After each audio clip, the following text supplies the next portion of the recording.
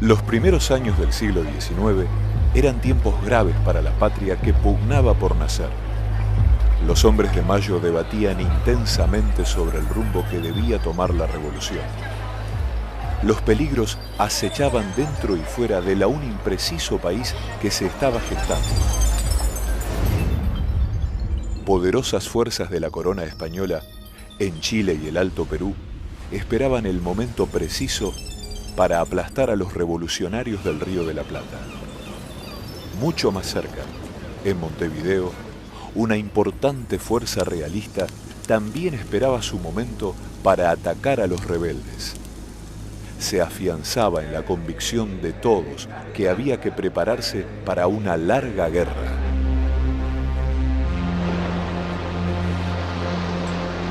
A principios de 1812, la fragata inglesa Canning arriba al puerto de Buenos Aires. Entre sus pasajeros se encontraba un joven y experimentado oficial que había servido a la corona española en su lucha contra Napoleón. Probablemente, ni el mismo militar imaginaba que sería el inspirador y conductor de una de las gestas libertadoras más importantes de América. Ese hombre era José de San Martín. A poco de su arribo, se le encomienda la creación de un regimiento de caballería. El profesionalismo, el temple y el profundo patriotismo de este hombre excepcional se aplicaron sin descanso a formar un cuerpo de élite. Hizo verdaderos soldados de hombres sencillos, muchos de ellos sin instrucción alguna. Supo incorporarles el sentido del honor. Revalorizó en sus corazones el amor a la patria por la que iban a luchar y muy probablemente a morir. San Martín tenía clara conciencia de las fuerzas que iba a enfrentar.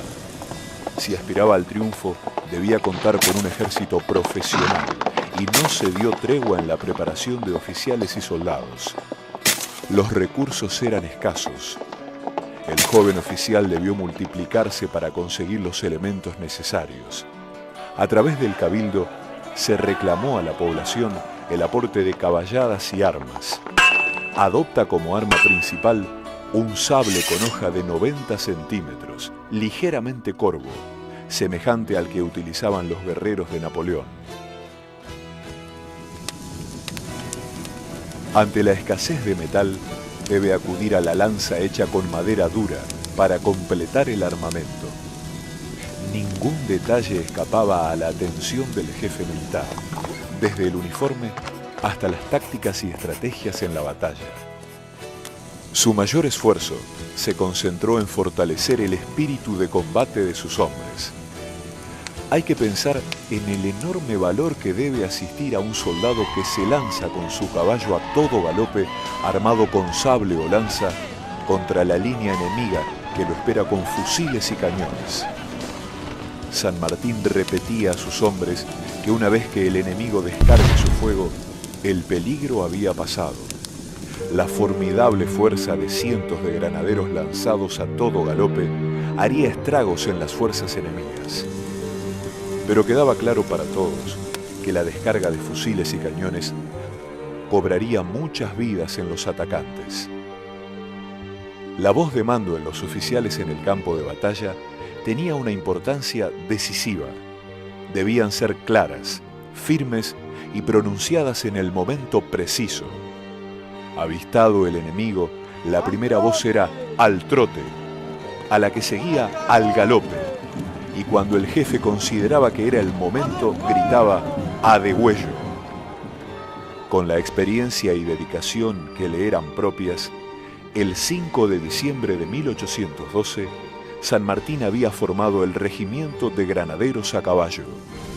Muy pronto tendría su bautismo de fuego. Montevideo se encontraba en poder de fuerzas realistas. Sitiada por tierra por el ejército patriota del coronel Rondó, los españoles navegaban sin encontrar resistencia las aguas del Plata y los ríos del litoral. El 18 de enero de 1813, una importante fuerza compuesta por 14 naves se interna por la boca del Guazú hacia el norte, remontando el río Paraná. la intención del capitán realista Juan Antonio Zavala, con sus 300 soldados, era doblegar las baterías de Punta Gorda, hoy Diamante, y cortar de este modo el suministro a las fuerzas patriotas que sitiaban Montevideo. Alertado el gobierno de Buenos Aires, encomienda a San Martín el seguimiento de las naves desde la costa occidental del Paraná. El 28 de enero, el flamante regimiento de granaderos y su jefe parten en busca de las naves que les llevaba considerable ventaja. El coronel San Martín y 125 granaderos cabalgaban con extremo cuidado para no ser avistados por el enemigo. Desde hacía tiempo, las naves españolas azotaban las costas del Paraná y el Uruguay. Sin encontrar resistencia, saqueaban las poblaciones costeras cuyos pobladores huían tierra adentro al avistar las velas realistas. San Nicolás y San Pedro habían sufrido duros ataques de las escuadrillas, cuyo objetivo era aprovisionarse de víveres y distraer a las fuerzas patriotas que no atinaban a llegar a tiempo para repeler el desembarco. En marcha forzada, San Martín y sus granaderos acortaban la distancia que los separaba de la escuadrilla española. Los lugareños le proporcionaban información del paso de las naves, lo cual acentuaba la ansiedad del coronel porque sabía que el desembarco en algún lugar de la costa era inminente. El 30 de enero, la escuadra naval estaba frente a Rosario. El comandante del pueblo, Celedonio Escalada, se prepara para repeler el desembarco. Contaba con 50 milicianos y un pequeño cañón, pero las naves no se detienen y al día siguiente fondean aguas arriba frente a San Lorenzo. Escalada y sus milicianos persiguen a la flota dispuestos a enfrentarla si se producía el desembarco. 100 españoles bajan a tierra en busca de provisiones. Al avistar la polvareda de la columna de Celedonio Escalada y creyendo que se trataba de una fuerza mayor, se repliegan rápidamente a sus naves. Un prisionero paraguayo que logra escapar le informa a don Celedonio que la fuerza enemiga se componía de 350 hombres y disponían de 2 cañones. Esa información sería de gran importancia para San Martín, que el 1 de febrero llegaba a San Pedro con sus granaderos, después de una esforzada marcha de casi 5 días. Aún les faltaban más de 100 kilómetros hasta San Lorenzo. La impaciencia decide a San Martín a adelantarse a sus hombres y vestido de paisano llega a San Lorenzo, donde observa detenidamente a las fuerzas enemigas. Estaba claro que el enfrentamiento que anhelaba el jefe patriota se produciría en pocas horas. Los granaderos apuran aún más su marcha. Al pasar por Rosario, se les une el párroco Julián Navarro, hombre de extraordinario valor que se ganaría el reconocimiento de San Martín. La historia, la providencia o el azar decidió que el austero convento franciscano de San Lorenzo fuese el lugar donde dio comienzo la empresa liberadora de uno de los jefes militares más destacados de América. El convento se encuentra a unos 200 metros de la profunda barranca que cae verticalmente a las aguas del río.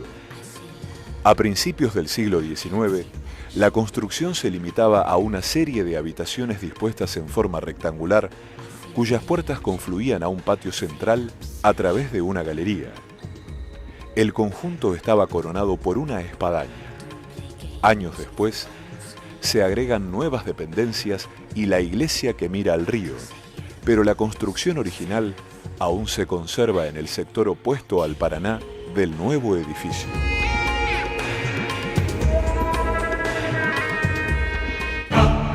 En la medianoche del 2 de febrero de 1813, los 125 granaderos a caballo entran por la parte posterior del convento. De inmediato, su jefe se dirige a la espadaña para observar la posición de la fuerza enemiga.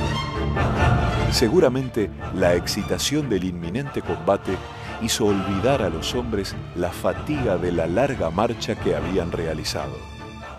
A las 5 de la mañana, San Martín sube por segunda vez a la espadaña con sus oficiales y avista el desembarco de unos 250 españoles, número que duplicaba al de sus hombres. Bajó rápidamente y anunció que en pocos minutos caerían sobre el enemigo sable en mano. Arengó a la tropa prohibiéndoles que dispararan un solo tiro, recomendándoles que solamente se fiaran de sus lanzas los de la primera fila y de sus sables los demás. Divide sus fuerzas en 2 columnas, una encomendada al capitán Bermúdez, que debía atacar el flanco izquierdo del enemigo, mientras él mismo encabezaría la columna que arremetería frontalmente a las fuerzas realistas. Los españoles desembarcan a 1500 metros al noreste del convento. La infantería, formada en 2 columnas, precedidas por las 2 piezas de artillería, comienza su marcha hacia la construcción de los religiosos. Aunque todo indicaba que no esperaban un ataque, marchaban alertas, con sus armas de fuego listas para disparar. San Martín y sus granaderos salen por la puerta posterior del convento, posición que impedía ser avistados por el enemigo que se acercaba. Cuando las fuerzas realistas se encontraban a 200 metros, el jefe patriota da la orden y las 2 columnas de caballería, una por cada lado del edificio, se lanzan al ataque. La columna a cuyo frente marchaba San Martín arremete directamente al centro de las líneas enemigas. Los granaderos, comandados por el capitán Bermúdez, hacen un rodeo para atacar el flanco izquierdo de la infantería. Sorprendidos por unos instantes, los españoles reaccionan y rápidamente disparan fusiles y cañones. Por la menor distancia que debía recorrer, la columna del jefe de los granaderos es la que recibe toda la descarga de fuego. Su condición de oficial ubicado al frente de los atacantes hace de San Martín el blanco preferido de la infantería realista, que cae al suelo aplastando la pierna del jinete.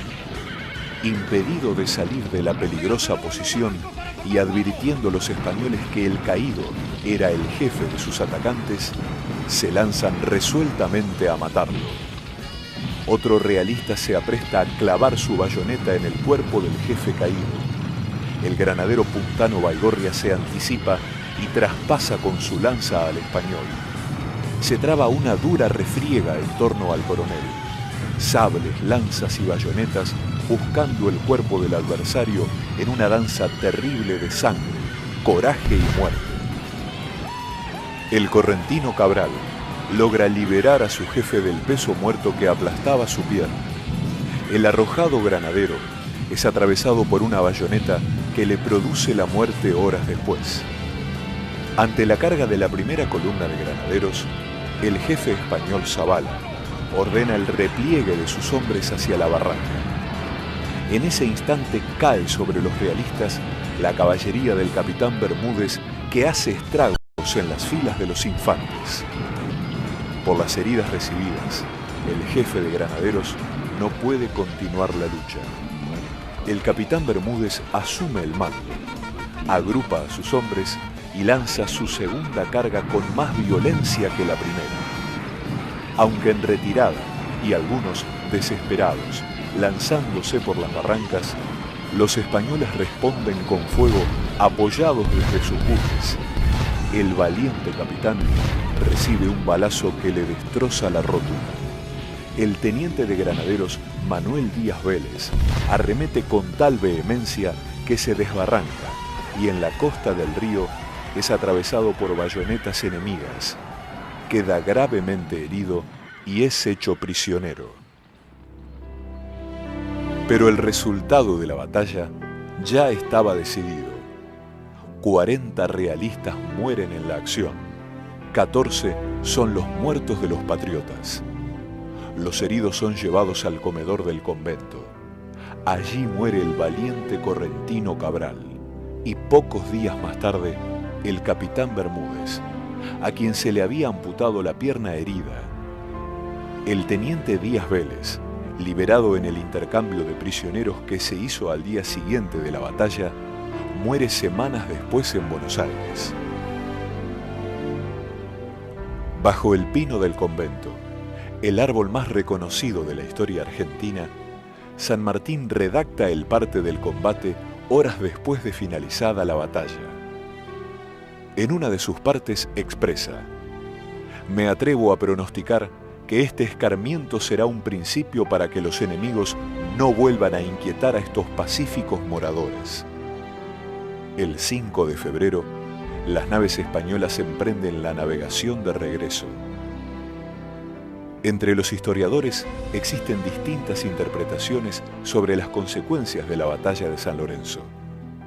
Pero nadie duda que el 3 de febrero de 1813 nació un líder militar excepcional: el talento, las convicciones y el coraje de José de San Martín pronto se harían sentir en toda América del Sur.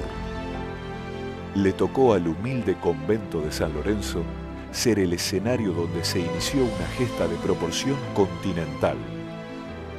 Sus habitaciones, galerías y patios, hoy convertidos en museo, evocan ese breve instante de la historia que quedó registrado para siempre en el recuerdo de los argentinos.